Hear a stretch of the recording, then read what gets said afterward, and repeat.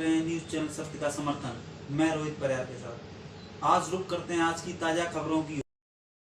एनका ग्वालियर उपनगर मुरार में 2 साल पहले हुई दलित लड़की के यौन उत्पीड़न के मामले में पेश हुई सीबीआई की क्लोजर रिपोर्ट पर ही फरियादी पक्ष के द्वारा सवाल खड़े किए गए हैं। पीड़ित पक्ष के अधिवक्ता का आरोप है कि सीबीआई ने अपनी जांच में उन बिंदुओं पर कोई जांच नहीं की जिस पर हाईकोर्ट ने उसे जांच करने के निर्देश दिए थे। हालांकि सीबीआई ने अपनी क्लोजर रिपोर्ट पेश कर दी है। इस रिपोर्ट एवं पीड़ित पक्ष की आपत्तियों पर अब हाईकोर्ट में 23 फरवरी को सुनवाई होगी। इस बीच लड़की ने सीबीआई जांच पर सवाल उठाए हैं और दबंगों द्वारा उसे और उसके परिवार पर राजीनामा करने के लिए दबाव बनाने का आरोप लगाया है। लड़की का कहना है कि कुछ संदिग्ध लोगों द्वारा उसके पिता पर 12 फरवरी को जानलेवा हमला किया गया। उसके पिता 1 सप्ताह तक अस्पताल में जिंदगी और मौत से लड़ने के बाद हाल ही में घर लौटे हैं। दरअसल उपनगर मुरार थाना क्षेत्र के सीपी कॉलोनी क्षेत्र में गंगा सिंह भदौरिया के मकान में एक 15 साल की दलित नाबालिग लड़की के साथ उनके नाती आदित्य भदौरिया और उसके दोस्त श्यामू शर्मा द्वारा दुष्कर्म किया गया था।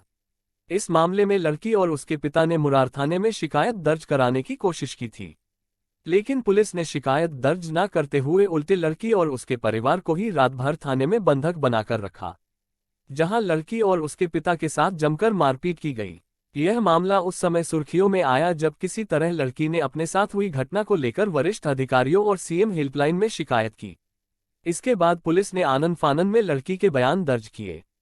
लड़की के मजिस्ट्रेट के सामने इकबालिया बयान भी दर्ज किए गए, जिसमें मकान मालिक गंगा सिंह भदौरिया, उसका नाती आदित्य भदौरिया और दोस्त श्यामू शर्मा के खिलाफ दलित उत्पीड़न और दुष्कर्म की धाराओं के तहत मुकदमा दर्ज किया गया। इस मामले में पुलिस का रवैया बेहद लापरवाही पूर्वक रहा था, जिसके चलते हाईकोर्ट ने टिप्पणी की थी। इस मामले को सीबीआई को सौंप दिया था, लेकिन सीबीआई की जांच से अब श्यामू शर्मा और उसके दोस्त आदित्य भदौरिया को एक तरह से क्लीन चिट दे दी गई है।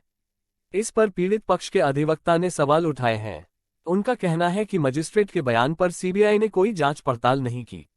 लड़की और उसके पिता को रात भर थाने में मारा पीटा गया, उसके बारे में अभी कोई जांच पड़ताल नहीं की गई। वहीं घटना के 2 दिन बाद इस मामले में एफआईआर हुई थी।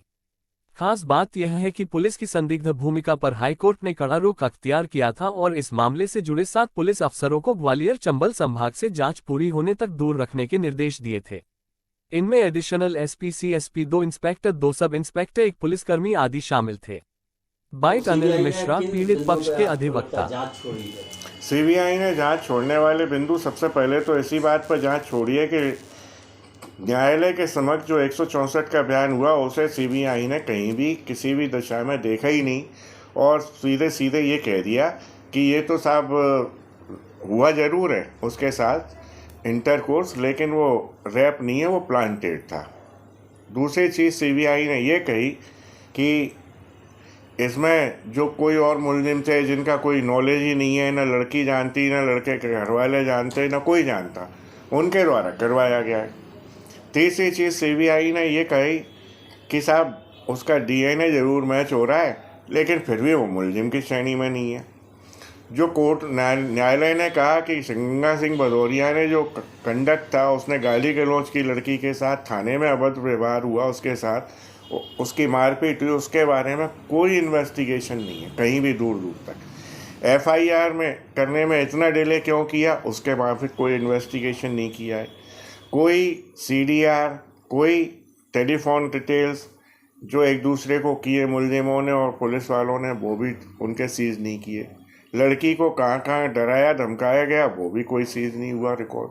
तो इन्वेस्टिगेशन केवल वो तो उनने फॉर्मेलिटी की है, तो उसको न्यायालय ने डिस्कार्ड कर दिया, नहीं माना। दूसरी चीज़, अब हमने उनको मांग की है माननीय उच्च न्यायालय में, तो वो अभी 23 तारीख को मामला लगा हुआ है, उसमें हम फैसला लेंगे।